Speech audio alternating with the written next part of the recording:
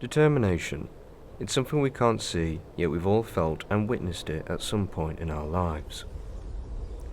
At 48 years old, Ken Bonsall has experienced many occupations throughout his life. Even from school, even teachers knew.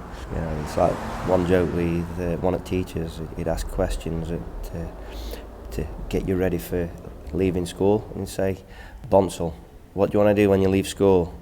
So, "I want to be a bricklayer in army, sir." He'd go, "Welbeck Colliery." We just knew we were, you know, in this area, the mining area, heavily mining. You were proud to follow all your family's footsteps, for the family name to be a coal miner.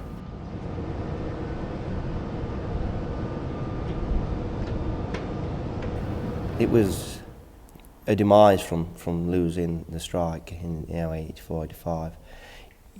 From privatisation, things kicking in, you know, and you can just see that privatisation for mining just didn't work when it's about profit-based, and you just see standards dropping, pits shutting. In the end, you've always got this pit pride. It's always a pride thing working as a coal miner, you know, working in a very, very dangerous environment.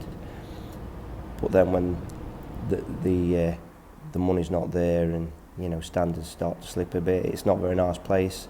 You haven't got as many men to do the work that you used to have, especially at Kellingley being the last coal mine where I worked up in Yorkshire.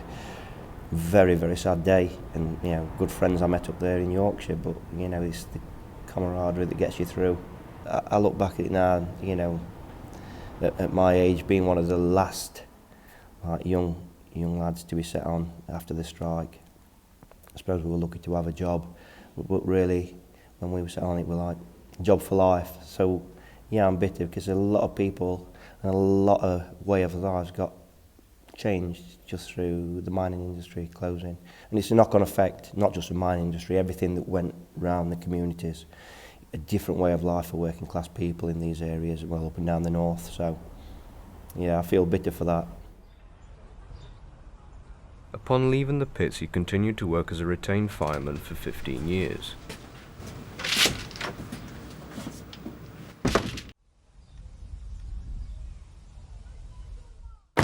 But has since found popularity as the lead singer and guitarist in the rock band Ferocious Dogs, and continues to perform and record albums to this day.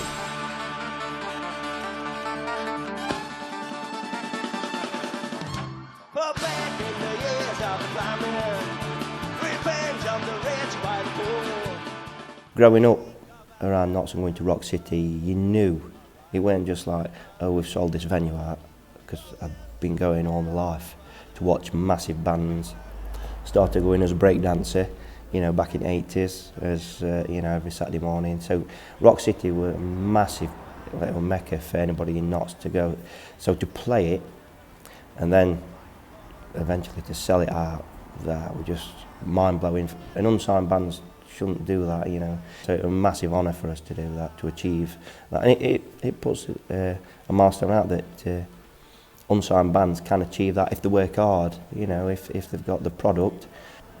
So we can achieve it if you work hard and, like I say, you're willing to put the money back in. In 2012, Ken's son, Lee, tragically took his own life at the age of 24 whilst on discharge from the army. I could have helped him more. You're always going to say that as a parent, so, you know, you're always going to think what ifs and what ifs, but, you know, I think you've got to, in life, you make your own and just go along with it. You make mistakes. I mean, the band helps, you know, and that gives you focus, and that's where we threw everything after Lee died. We threw more and more into band as to occupy. You know, we were determined because it was Lee who, from a small age, named the band. So Daniel, being his brother and the manager of the band and the fiddler in the band, we says that we're going to do it for Lee.